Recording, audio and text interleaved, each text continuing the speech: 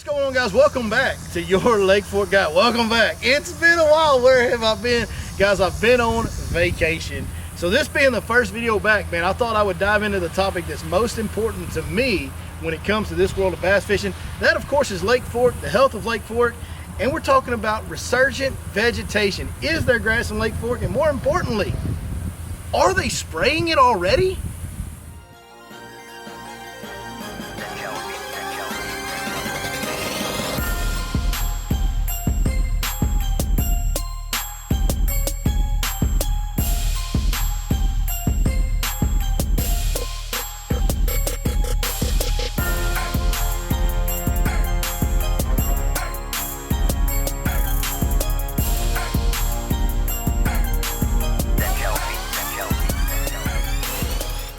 This is, like we said, Nancy, the first video back in a while, and wanted to sit down with Jake because we're going to talk about a topic that I think is real important. So, you know, me being not doing content for a while, it's like, what do I do to come back? You know, what's the first video back going to be? That's kind of important to me. And it could have been on the water fishing video. It could have been an instructional on fishing technique. But, you know, the thing that I hold most dearly in my heart in the world of bass fishing is probably Lake Fork. Yeah. You know what I mean? Like, I love Lake Fork. It's been so good to me. It's provided a way for me to make a living. But, you know, even if that wasn't the case, the memories that I have accrued over the years at Lake Fork, and I think for so many of us, that's why Lake Fork's so popular, right, Jake? Oh, yeah. For so many of us, Lake Fork is just a special place in our heart.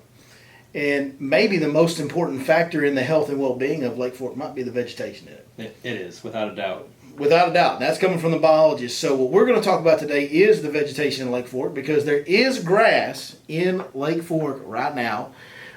It's coming back pretty good, I would say, overall. So we're going to get into that, how much grass is in it.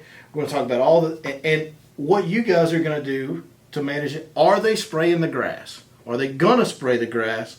That's what we're going to get into today with Jake. If you don't know Jake, this is Jake Norman. He's our area biologist. He's in charge of Lake Fork and Texoma and Cedar Creek and just a lot of our regional lakes right here in between East Texas and DFW, kind of, right? Yeah, Texoma is actually the Dennis and folks, same guy that'll have Bodart coming up. But otherwise, yeah, Cedar Creek, Richland Chambers, Tawakanee, Cooper, on and on, Athens, Palestine. Yeah, that little stripe between Deep East and Big City. Yeah. You're in that stripe right there. Absolutely. A lot of great lakes. Yeah, a lot of good lakes. That's right. That's right.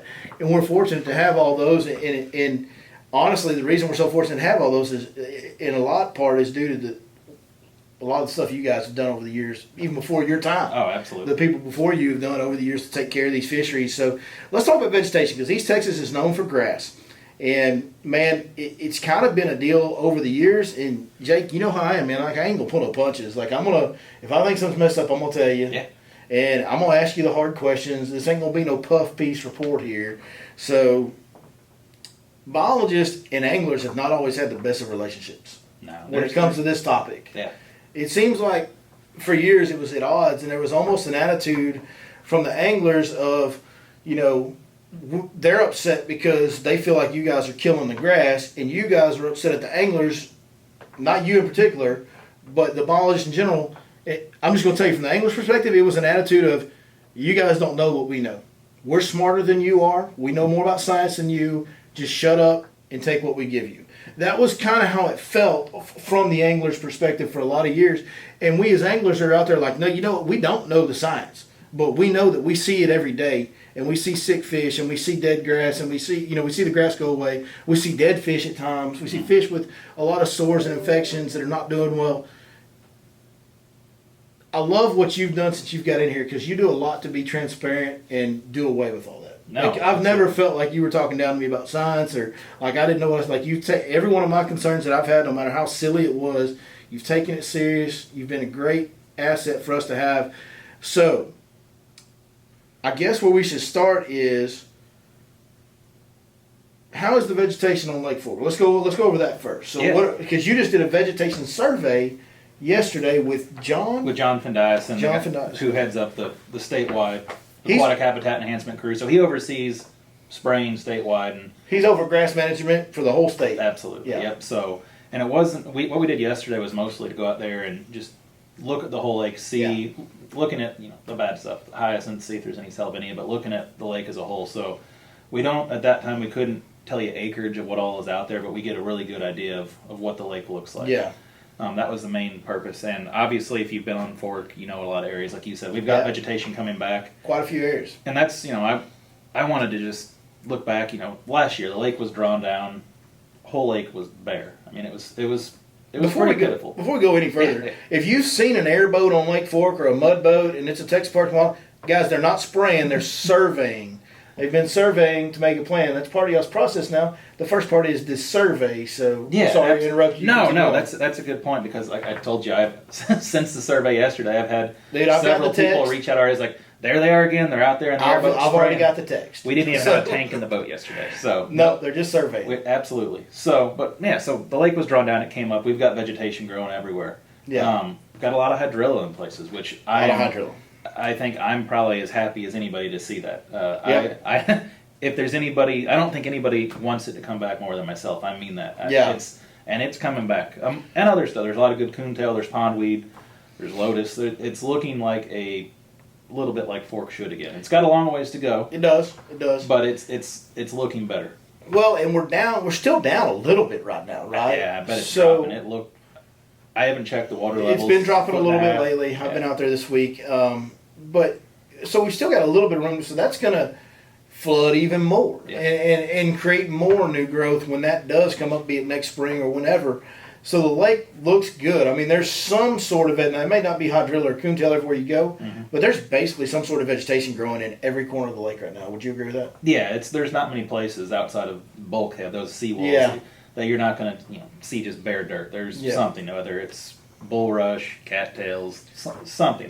There's green stuff holding on the bank. And we all agree that hydrilla is best. Coontail is probably second best. I think everybody probably agrees on that. But man, that pondweed and all that other immersion vegetation, man, that stuff has value too. Oh, absolutely. It has a lot of value to the bait fish when they're to the fry, the bass fry when they're born. It has a lot of value to them. It does have a lot of value to the bait fish population as well, which we got a fine bait fish population in Fork. We're not hurting there. Not at all. Okay, so for the record, you guys are not interested in spraying hydrilla or coontail or milfoil. Oh, absolutely not. And that's never been a target on Fork. It hasn't. Even 20, 30 years ago? My understanding, I heard some folks say there was some spraying. We're going to have a hard time selling that one. Oh, I know. I can tell you there was never any massive efforts to eradicate hydrilla on Fork. Really? Now, there may have been some spraying back in the 90s. Yeah, I thought like in the late 90s, whatever that time frame, that the deal was hydrilla was an invasive species, and they were spraying it. There was some of that. There was some of that. Fork overall has always been at least a little bit on the progressive side. Even my predecessor, he wanted hydrilla back in that lake as well. He really did. I think there's been a big misconception, and that's kind of one of the purposes of doing this video. There's been a big misconception that Texas Parks and Wildlife wants to spray hydrilla. I don't know what it was 25 years ago. What I do know is what it's been for the last 10 years. It's evolving. There's not one instance where you guys are intentionally spraying to get rid of underwater aquatic vegetation. No. The only thing that I know that you guys have sprayed to get rid of has been giant salvinia and water hyacinth. Yes, and there are some other cases where it is truly justifiable. If it becomes in a smaller lake. Yeah, or an access issue. I mean, I mentioned, I have no problem saying Lake Hawkins. Yeah. Over 40% coverage on a small lake. We saw growth rates slowing down. We did. So the bass's growth rates were slowing down. Yeah, yeah. It can too much vegetation. And so y'all knocked it back. Yes, it's not a mud hole. It's not eradicated. It's still. Y'all didn't nuke it. No, not at all. But you did what you had to do to manage it, because it was a small lake that was almost half covered in mats of vegetation, which is too much. It is in most cases, especially small lakes. Yeah, in that case, you're eliminating spawning areas. They have almost nowhere to spawn, and like you're saying, they don't have as much room to get out and do what they need to do, and so now you've got bass that are starving to death. There's basically too much cover almost. Yeah. Everything they're eating has plenty of places to hide. They're starving to death. Yep. Yeah, so you have to manage that. And there are circumstances where we will treat outside of that, but most of the time we won't. But on a big lake like Fork, it doesn't cause an access issue. And luckily, the Sabine River Authority They don't have any issues with hydrilla either. There's no problems there. There's always that concern as lakes get more developed, you get homeowners, more and more homeowners that aren't anglers that want vegetation gone. That can be managed as needed, kind of like what we do in Lake Athens. Yeah. Letting those folks treat small amounts around their properties. Not something we have to get into here, but that's not a concern on a big lake. It's really not. One other thing I'll dive into with hydrilla, I guess, really quick. I don't think we've mentioned. The state came out with a position paper. All that is just essentially an official stance how we view a given topic. Mm-hmm. We came out on with hydrilla, pretty much acknowledging that hydrilla can be beneficial, that it can be beneficial habitat, that we are not just going to target it in all lakes and eradicate it. In certain situations, certain water bodies, it's still going to be treated, but it's not going to just be there's hydrilla, we have to get rid of it. And that gives us some teeth, truthfully, too, in places where, say, homeowners are pushing back and say, you have listed as a prohibited species, you got to get rid of it, and we can kind of say, look, we're acknowledging benefits. It's not, to me, it's vegetation. Any species, coontail, hydrilla, pondweed, eelgrass, it's vegetation. I've heard John Forsyth, the guy who's in charge of the grass management for the state, I've heard him say hydrilla is habitat. Yeah. Like when you ask him what his stance on hydrilla, he said hydrilla is habitat. Absolutely. And if it becomes bad, if it's encroaching too much, we don't have good access, if it's causing growth issues, we can manage it. Yeah. But if you had like a really shallow lake and you had too much coverage of pondweed, you would do the same thing. Absolutely. It's not about you wanting to get rid of hydrilla. It's about wanting to have a healthy amount of vegetation in the lake. And for 99% of the lakes out there, that's going to be as much as it can grow. Yeah. For the big lakes, in the small lakes, then it can become an issue at times, which I think we can all understand that. So, makes sense to me. Now, we do have the problem vegetation that we talk about: the hyacinth, giant salvinia, water hyacinth. Yeah. Those can be problematic because of their growth rates. They can choke off creek arms really fast, like within a month or two, they can choke off an entire area in the right situation, the right growing time, and all that. There is water hyacinth on Lake Fork right now. I haven't seen salvinia, but there is water hyacinth on Lake Fork. It's not a whole lot of it. It seems to be pretty isolated. What did you guys see for the problem vegetation on your survey? Yeah, certainly. It's coming back, all in all, pretty strong as well. I mean, it was disappointing to see, but not a surprise. It's by no means problematic, though. And I think that's the biggie. That's why I really wanted to talk about all this to begin with, is that everywhere that we've had hyacinth historically, or a lot of places we've had it, it's there right now. And in some areas, you can see it along the entire shoreline. But it's not choking off the entire creek, the entire bay, anything like that. It's 2009 is when Birch Creek got... I'm talking about got crazy. Yeah, crazy. Like you could, a third of Birch Creek was gone. Gone, right. Running Creek, parts of that. 2015-16, Running Creek got pretty bad. Yeah, that pocket before the bridge and Running, I mean, it was gone. Yep. And even if you got back into Running Creek, like from the bridge north in Running Creek, like half of that was basically hyacinth. Yep. That's a problem. But we're not there right now. And up until now, even, we are trying to, and still are, stay on top of it. And it always made sense. It's like, all right, if we have a little bit, it's a lot easier to treat those few plants so it doesn't get to a large amount where we have to go in and eradicate a ton of an area. Mm-hmm. The difference is, this year I really wanted to see what came up in the lake. I was like, we just went, lake being low we just went to a drawdown where we had nothing. We see hydrilla coming back that I openly say is great habitat, especially in Fork. I want it to come back. It's like, I'm not saying that spraying is going to prevent that from happening, but let's just let everything grow for a year. And I think the bigger part of that with the hyacinth right now, it's locked in with all the other vegetation. Explain what you mean by locked in. Yeah, so a big mat of alligator weed or coontail or whatever is growing there as well. Hyacinth, how it spreads, it's a floating plant. Wind blows it moves around and keeps spreading.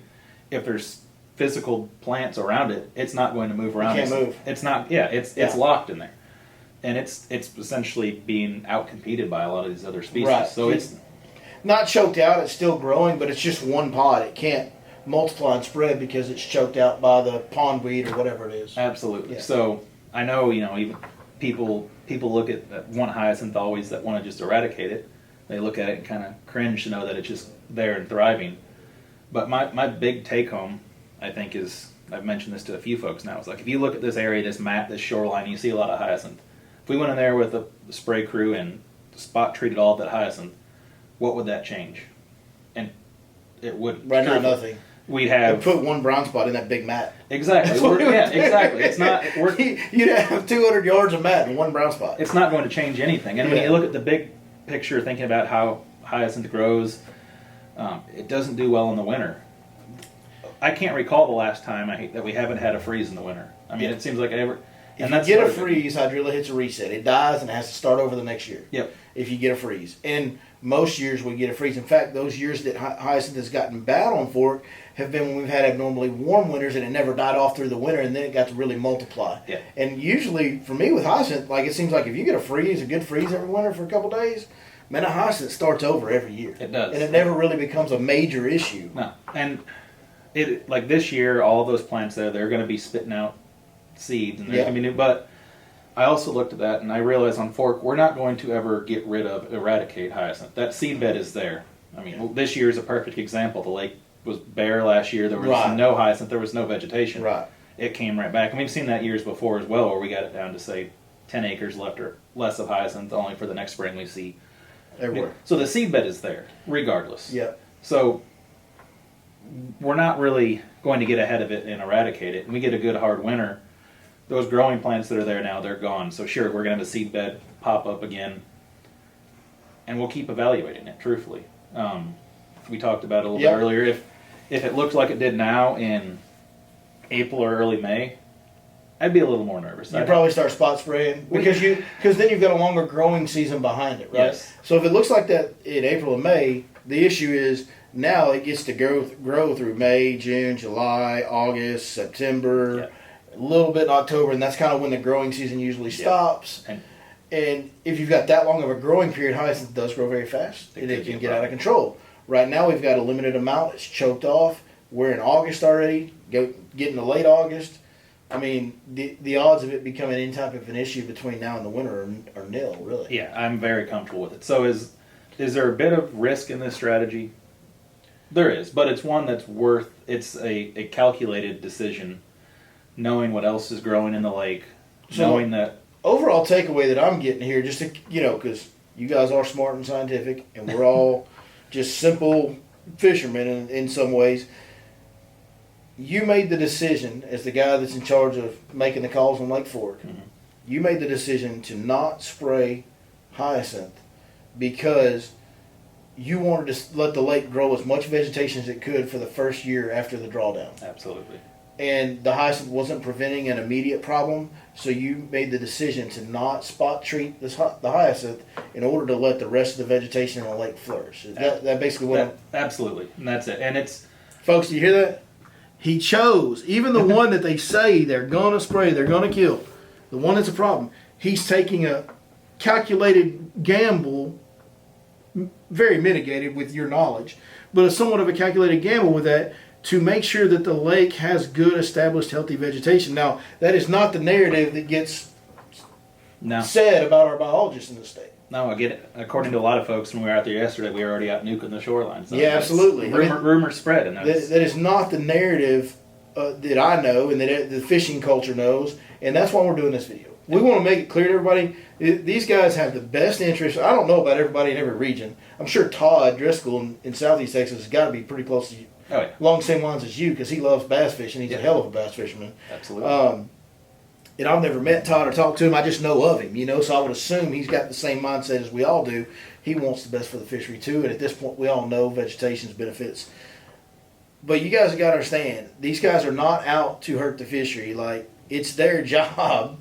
It's his life purpose, basically. Yeah. Outside of his family, his life's purpose is to make these fisheries as good as they can be. And you guys take great pride. It's a big point of pride for you guys, like when Bassmaster comes here and catches them at Fork, or people are talking about how great the fishing is in Texas. Like that's something you guys take pride in. It's one of the end goals for me, truthfully. I mean, it's not just the pro anglers, but yeah, that's any of that. When we hear kudos to us, it makes you feel good about what you're doing, without a doubt.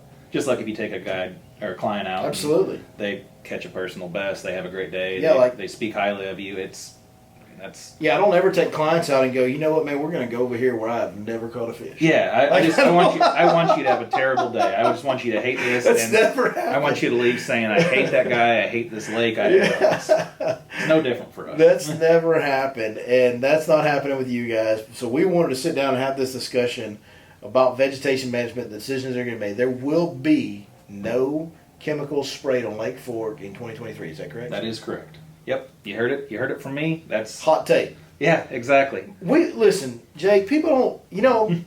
I don't know that we get enough credit on your Lake Fork guy. And I'm not ever one to beat my chest and want credit for anything, but I do want to point out, guys, we break breaking news here. It's hot take. You like football? I do. We're getting close. Football season's coming, right? You know, Johnny Manziel just had a documentary come out, right? I haven't watched it yet. I've heard. I've seen. Okay, so Johnny Manziel had a documentary. Did you know, Jake, that 3 years ago, maybe 4 years ago, on this channel, we sat down with one of the coaches from Texas A&M and told Johnny Manziel behind-the-scenes story 3-4 years ago. And it's just now actually making it mainstream, yeah. Yeah, we did the Johnny Manziel documentary 3 years ago. I'm just saying, yeah. We break breaking news here, guys. You're onto it. This is a good one. I'd like to think it's higher than the Manziel story, but I know. Yeah. Lake Fork is important. I will tell you, this will get more views in my demographic than the Johnny Manziel video did. It didn't get very maybe that's why nobody knows, because nobody watched it. Yeah. Football, what? Yeah. No, man. I'm ready for football season. Absolutely. I love football. My kids play football. I'm coaching a flag football team. I got another one in junior high. So it's that time of year where it's fishing during the day and football fields in the evenings every day right now, with practices and games and all that stuff. So we got a flag football tournament, which I've never participated in before, but we got a tournament coming up a week from Saturday. My 5-year-old's in flag football this year. Is he really? Oh, yeah. Here in Tyler? Bullard. Bullard? Yeah. You know, we play a Bullard team our second week. Really? Yeah, 5th and 6th grade team, yeah. Okay, that's 5. No, you got little ones. Yeah, it's chaos right now. You ain't got enough of this to have a kid old enough to be a mother. I'm getting there. You are. I see a couple honestly, spots. A lot of this has been from working on Fork, but yeah, working on Fork and dealing with all those crazy fishing guys, probably. Yeah, it's got its days. But well, Jake, man, I can't thank you enough for sitting down with us. No, I appreciate you taking the time to talk us through what you guys do, guys. Again, just say it one more time, the takeaway, when you see the boats out there, they're not necessarily spraying. Unless you see something coming out of a gun, they're probably surveying it, because they do that regularly. Yeah. That's their job. They want to get out there and check the health of the fishery and see what we need to do to take care of it. If they do spray, like Jake said, and I don't know that we really drove this point home very well today, but I know from talking to you, and I did hear you mention a little bit, when you guys spray, y'all are also very adamant about trying to spray the least amount of chemicals into the water column as possible. Absolutely. Because you want to spot, that's hyacinth. Yep. And that's hydrilla. We only want to spray right there. Oh, absolutely. Now, is there going to be some runoff that may affect some grass around that? Yes. But we're targeting that. Right, that's the deal, and we're putting as little chemicals in that water so that all this out here is good. Yeah, all this is. Am I making you nervous? Yeah, I'm rubbing your belly. I wasn't actually touching it. You can't tell it from the camera angle, but no, but that's a good point as well. Yeah, and we've said this before as well. The chemical we use on hyacinths, especially, it's a contact. So what it hits on the leaves above the surface is what kills off that plant. So hydrilla, other species that are primarily grown below the surface, it's not even going down through that whole area. It's diluted. Now, what about when that plant dies and sinks? One plant doesn't cause an issue, because people worry about that too. It's like, oh, it's killing all the oxygen off. Is it so when you spray that chemical on that plant dies and sinks, do those chemicals then get into the water column and affect some of that grass right around it? No, it's broken down. These chemicals are broken down by water very quickly, and it's diluted to a point that it's almost not effective anymore on anything around it. I mean, it really is. It's a very targeted. Y'all are trying to be minimal. Yes, with what you're doing. Absolutely. Good, we're still recording. Just had to check, make sure the camera's still rolling. Sometimes this one shuts off. We've been going for 20-something minutes, so it's probably about to. Wow, we've done well. We've done well. We made a good long video. Hope you guys enjoyed it. Hope, whether you enjoyed it or not, I hope it brought some good information to you. There is vegetation on Fort. Go fish it. If you want a guide trip, holler at me or one of our other guys at yourlakefortguide.com. And give Jake a shout out in the comments because these guys work really hard to make sure that we can keep catching fish, man. Jake, thank you so much. Appreciate it. Appreciate it. Thank you guys for watching. We'll see you next time right here on your Lake Fork Guide. Folks, it's a good sign when the guy in charge of your fisheries has that sitting in his office. Jake Norman, what are you doing, man? You ready to go fishing or what? You always gotta be ready. You stay ready. I jump from boat to boat sometimes. It's like me in trouble, man. I stay in trouble to keep from getting in trouble, baby. Let's go. Like all the time. Look at here. Yeah. Hey. Look at this. This all sits in his office. My boat's full too. It's Your boat's full too. yeah. My boat's kind of just a floating tackle box at this point. Absolutely. You know, Jake, I took my kids pond fishing a couple times over the summer, and this is how bad it is. So, you go pond fishing with your kids, you go to a pond you're not really familiar with, you don't know what you're going to use, whatever. So I just towed my boat to the pond, not to fish out of my boat, but to park it beside the pond as a tackle box. Oh, I understand that completely. A $90,000 tackle box. It's frustrating to have to do anything but fish out of your boat. It just drives you nuts. I'm telling you.